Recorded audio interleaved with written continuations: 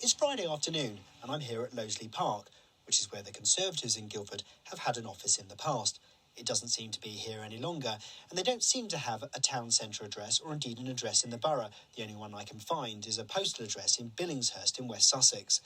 Over the last couple of days, I've been trying to speak to Angela Richardson, the MP for Guildford, about her statement on the Sue Gray report and, well, to do an interview with her about it.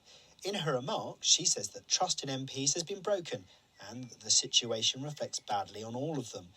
She also says she's clear that had that been a report about her leadership, she would have resigned.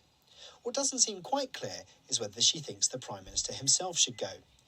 Some commentators, including in the Times newspaper for example, believe that pretty much is what she's saying. But she certainly hasn't spelled that out or made an explicit call for him to do that, unlike some of her other colleagues. Now, I've sent her and her office a couple of questions asking whether she does think Boris Johnson should resign and whether she has sent a letter of no confidence to the 1922 committee.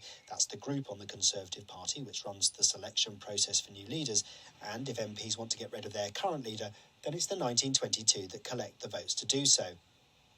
Last Thursday, Angela Richardson was part of a panel talking about the future of Guildford, including the economy, culture and housing. And there's no doubt that for many residents, those issues and things like the cost of living will be far more important. But given that she has put out a statement on the Sue Gray report, it would still be interesting to hear more about what she thinks should happen. This is Jack Fiend reporting there. Let's bring in Zöe Franklin, who's the Liberal Democrat parliamentary candidate for Guildford. Zöe, morning to you. Good morning, James. What do you make of Angela Richardson's statement? She's criticised the government, hasn't she? She has, but what she has also said publicly is that whether or not she has written a letter to the 1922 is a private matter, and that really concerns me. Who is the Prime Minister of the country is not a private matter, and therefore the residents of Guildford deserve to know whether their MP has written to ask for his resignation, to say that they have confidence in them or not. So we've been speaking to people. People are still very angry about the way that Partygate has gone down, how the Sue Gray report has kind of laid it all bare, and people expect more from their MP, and they're just not getting it. What do you make, though? The government's saying it's time to move on from the Sue Gray report. There'll be some people listening to this probably raising their eyes to heaven saying, what, more of this, really? Haven't we had enough? We've got energy bills that we're all worried about. There's the Ukraine war. There's other more important things.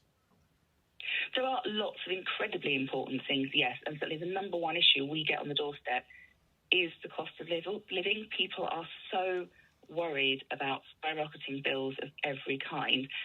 But when you have a Prime Minister who has lied again and again to the House of Commons and to the public, that can't go on.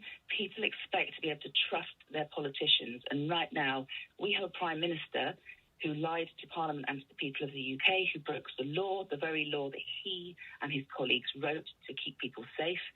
And we have MPs who are not prepared to stand up in public and say whether or not they have written to ask for his resignation and whether he has the confidence of them.